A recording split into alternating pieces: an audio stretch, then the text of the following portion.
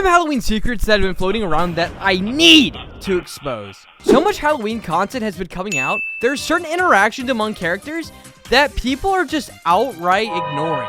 In Danger's most recent update, 4 characters got added to the game. Rebecca, Sylvester, Eclipse, and Gordy. And a lot of lore on these characters has already been exposed. For example, his appearance appeared to be missing or absent in his personal space, with his bedroom showing drawings of his parents, with his writing on the wall saying, "Why can't I remember their faces?" which suggests trauma, abandonment, memory issues. He's also the first main character who's only a child, but Gordy can't remember his parents' faces. Also, something that gets implied by this is whenever Twisted Gordy turns into his actual twisted version, he calls out Mama and Papa. It's really sad. But it goes deeper than that. In some weird way, Gordy is some type of royalty. Trust me, you gotta hear me out. But before we can understand how Gordy's royalty, we need to understand the other Halloween characters first. Starting with the common tune, Rebecca. With Danger's developer describing her as a girl boss, and an artist and a costume designer, Rebecca loves fashion and is a kind too. But she also seems to be very chill and laid back based on her dialogues. For example, these hilarious ones with Eclipse. Hey, Eclipse. Girl, Eclipse. Sometimes you just stare at me just like Pebble. Not Huh? Oh, sorry, Rebecca. Was I staring? Yeah, you were. Whoopsie daisy. My bad. I just zone out sometimes. Interaction number 2. Rebecca, if I try to catch my tail, would you watch? Say yes! Please say yes! I'll be real, Eclipse. I wouldn't want to watch that. It took you 3 hours last time. But when I caught it that one time, the payoff was amazing! The payoff was you falling asleep almost immediately after from exhaustion. Yeah. Good times. Some dialogues do have significance in some way. However, if they don't really prove my point, I'm just going to kind of skim over them. For example, all this really does is imply that Rebecca and Eclipse have a deeper relationship. And, speak of the devil, here's a interaction that Rebecca has with Pebble. Oh, Pebble, don't stare at me, man. Pebble, no, Bad Rock, no staring.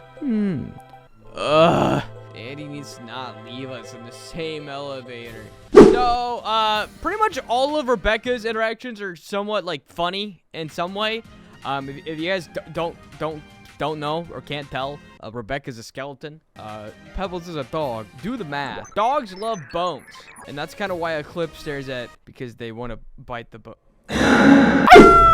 Eclipse is the next Halloween tune that I want to talk about. She is the most high-flying, high-spirit energy tune ever. Her and Yada were, like, meant to be best friends. Or maybe not. Eclipse is very overly excited, and she tries to get people more hyped and happier for the next floors. When she's in a blackout, though, she seems to be more aggressive and unhinged. This is because of her werewolf form taking over her during blackouts, making her honey instinct stronger. It seems her moon symbol on her forehead glows brighter in blackouts, too. Eclipse also thinks of other tunes as pack members. She also has a lot, probably one of the reasons why she has 2-star self. As I kind of alluded to before, Eclipse wants to be friends with Astro, but Astro might not really want to be friends with her. We'll get to that, but first, Brightney and Eclipse. Whoa, your light is so bright. You're so bright. Thank you. I love bright lights. How do I glow as bright as you in the night? I could show you what type of light bulbs I use. Yes, please, yes! I'm Naruto running to the next interaction. And this one comes down to a former Halloween tune who's no longer a part of their cast. Connie Bulinsky. Hi, Bulinsky. Hi. Hey, Eclipse. It's Connie. Oh, right. Oopsie. Sorry. It's fine. How are you holding the crew together?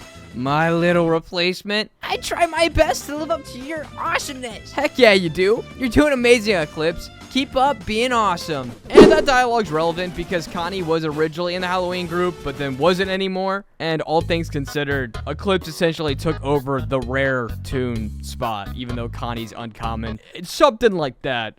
That's my prediction. But now it's time to start getting a little bit more real. This is Eclipse talking to Astro. You're a crescent moon. And I have a crescent moon on my head. We match. Oh, I suppose we do match. That's lovely. You're lovely. We gotta be like best friends? I'm not sure about that, but I'd consider you a nice friend, just not my closest or best. Aw, that's okay. I understand. Do you want to have the real moon together sometime? No thank you. And some people are trying to, once again, like, ship. People are trying to ship because of the match. They're trying to say we match, but I think Quell knows better now and specifically says we gotta be like best friends. Best friends. I don't think Astro and Eclipse is one, even though because of the crescent moon, people still do. I don't know, man. Let's move on to the interaction of the character we're going to talk about next, Sylvester. And Sylvester reveals a lot of lore, specifically about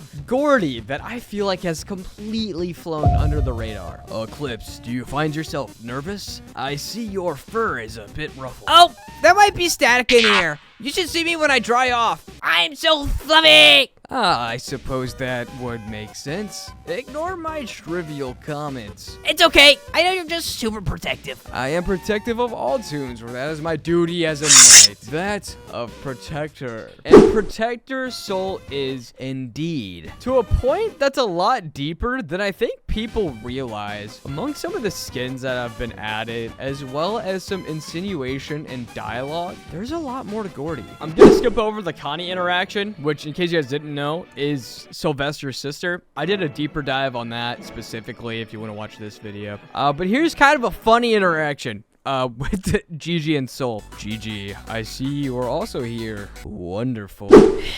I know your sarcasm when I hear. Come on, Sylvester. I know you can't handle my energy. Your energy is foul. Just because me and Connie think you're LARPing as a knight is dorky doesn't mean we think you're dorky. I am not defined as dorky. Dorky is not an adjective that describes me.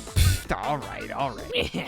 So I think what that's supposed to do is imply that Soul isn't a real knight, even though it feels like he is and implied that he is. The LARPing, which is live action roleplay, is supposed to mean that it's fake, pretend. But what if it's not? The Rebecca and Soul dialogue, I'm also gonna save that, or not save that, but send you to my other video. But this is the real meat and potatoes here. I'm gonna rip both the Soul and Gordy interactions back to back and really try to prove a point here. You are being very brave today, my liege. Why, thank you. I am very brave today, aren't I? Of course, but those who are brave have others whom they rely on. Yeah, I get what you're saying.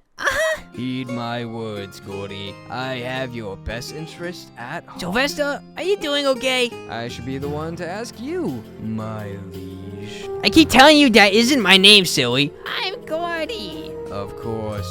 My habits have bested me, Sir Gordy. Gordy is my first name, not Sir. Now you're acting unlike to a jester. You knew what I meant. Okay, there's a lot of implicits there. For example, it's implied that Gordy is expected to do a lot more. For example, but even those who are brave have others whom they rely on, which is essentially Soul basically just trying to tell Gordy, you're allowed to take solace in others. But Gordy, or Soul also calls Gordy his liege. And a liege is someone concerned with or relating to the relationship between a feudal superior and a vassal. Where in simple terms, feudalism is a system of social and political organization where landholders, lords, gave land to people, vassals, in exchange for their loyalty and service, such as military. So this dialogue implicitly states that either Gordy or his parents gave Soul land or something. They gave Soul something in order to protect their son. And it's not just stuff like that that implies that Gordy is this form of royalty, because that's what I believe. I think Gordy is in some inherent way royalty. For example, how Soul literally says his habits have bested him. His habits to call him sir and his liege. I'm just gonna go over a couple of ways that toons have addressed Gordy. Rebecca refers to Gordy as Little Boss Man. Roger addresses him by his last name, Holloway. Not only that, but Roger sticks out his neck for Gordy, saying, well, know that you can always come to me if you need anything, and I mean it. Why is Rod sticking his neck out so far for Gordy? Gordy? Is it because he's a kid? Or is there something deeper? And Sprout even refers to him as Mr. Holloway. Do you guys think it's any coincidence that Sylvester quite literally has a skin named Guard? This skin is literally made simply to guard Gordy. And is it a coincidence as well that Gordy has a skin called Lost Prince? Lost Prince! Lost Prince! Hold on, wait.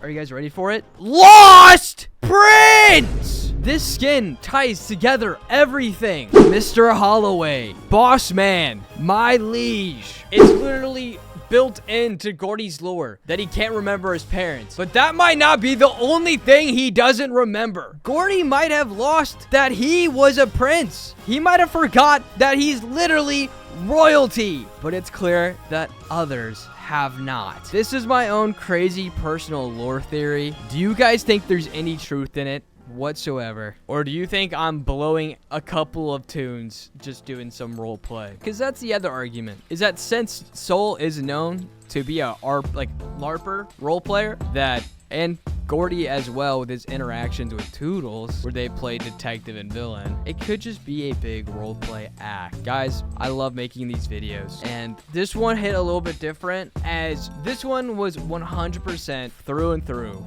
my theory. No other biases, just fact. Press like if you agree, comment down below if you don't, or aspects that you do. Without further ado, thank you guys all so much for watching, and I'll see you guys all soon.